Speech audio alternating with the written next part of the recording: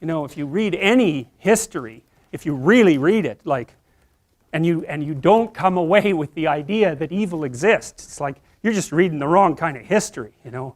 It's just unbelievable what people can do to each other.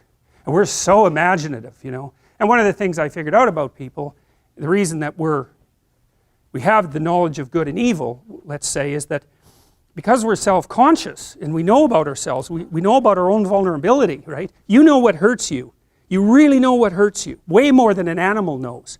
And so, and you're also creative, and so once you know what hurts you, man, you can really hurt someone else. And you can do it in such a creative way. You can draw it out, you can make it excruciating, you can take people apart physically and psychologically, and you can keep them, say, even right on the edge of death, so that you can keep doing that endlessly. And you know, that happens, hell of a lot more than you think it happens. It happens a lot.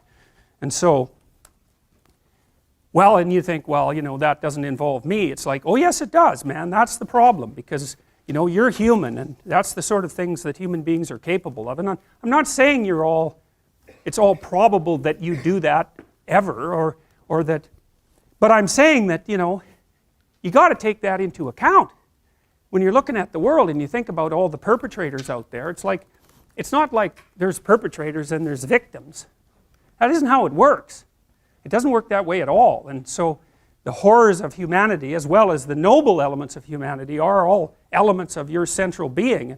And for Jung, and this is the terrible thing, for Jung, the pathway to higher wisdom was through the terrible portal of, well, you could say hell, for that matter. Really. And so who wants to do that, man? It's like, no. You know, like maybe you're resentful about something. Well, you probably are, because like everybody's resentful about something, you know. And resentment is just a vicious emotion.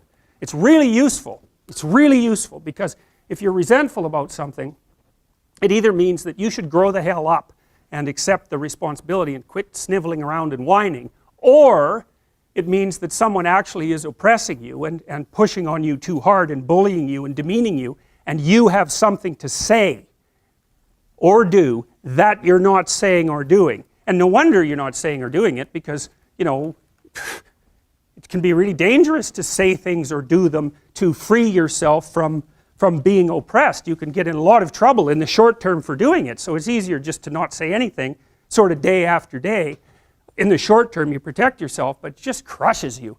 And then the resentment comes up, and resentment, man, that can just get so out of hand, you know. It starts with resentment, and then it goes to the desire for revenge, you know, because you'll play nasty little tricks on the person that's oppressing you. At any chance you'll talk about them behind their back, and if they want you to do something, you'll do it badly, or you'll do it grudgingly, or you'll do a half-rate job, and you'll set up little traps, and you know, so it puts you in a poisonous space. And then if you really start to dwell on that, say, in your basement for 3 or 4 years about just exactly how terrible the world is, and how that's focused on you, and how everyone's rejected you, and how you get to this point where you're thinking that, you know, existence itself is a kind of poisonous endeavor, and that the best thing for you to do is go out there and do as much, you know, create as much mayhem as you possibly can.